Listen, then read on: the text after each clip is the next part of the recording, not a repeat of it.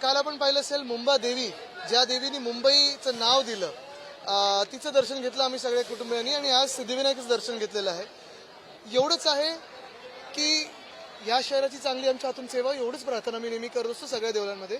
आज अर्थात आपल्या सर्वांना माहिती आहे निवडणूक आहे, कुठच्याही चांगल्या कामात दर्शन देवाचं घ्यायचंच असतं, तर मी इथे नेहमी येत असतो. जाऊ दे, ज्या पद्धतीनं त्यांच्याकडे कोणी लक्ष नाही देत. मला वाटतं एक महत्वाचं आहे की जनतेचं पण दर्शन आम्ही घेतच आहोत आणि आपण पाहता की निवडणूक आहे तर सगळ्यांना एवढंच आहे, मतदान करा. निवडणूक आयोगाचा जो काय गोंधळ आहे तो अक्षरशः आता चव्हाट्यावर आला असं म्हणू शकतो. मला वाटतं उद्धव साहेब, राज साहेब, आम्ही सगळे तर बोलतच आहोत, पण अनेक आपण पाहता लोक हे देखील सांगतात ना, सोशल मीडियावर व्यक्त होतात की कोणी गेलं तिथं तर यादीत नाव नाहीये, कुठे शाई निघते, अजून काय काय केलं. कसं म्हणजे कसं चालू साधारणतः 1 लाखापेक्षा अधिक मतदार 1,80,000 मतदार कापलेत, हे आमच्या डेटामध्ये आलं. अजून वनवन करावे लागेल.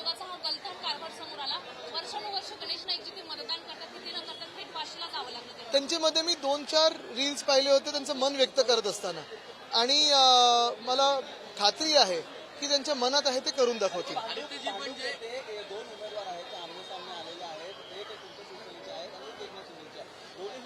दुसरी शहासेना आहे, शिवसेना म्हणू नका त्यांना.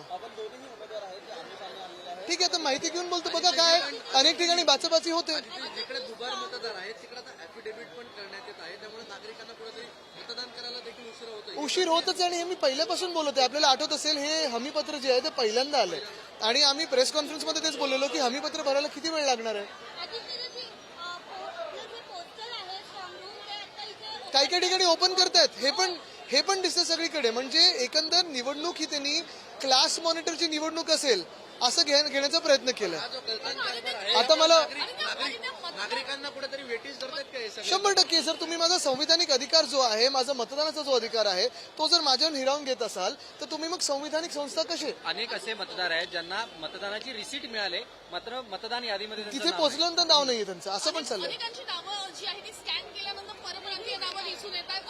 काही पण दिसले ना की पुरुषाचे नाव आणि महिलेचा चेहरा हे पण दिसले. म्हणजे एक बिचारी मी पाहिलं, काका त्यांचा व्हिडिओ आलाय, ते गेले मतदानाला आणि महिलेचा चेहरा होता तिथे, म्हणून मतदान नाही करू दिलं.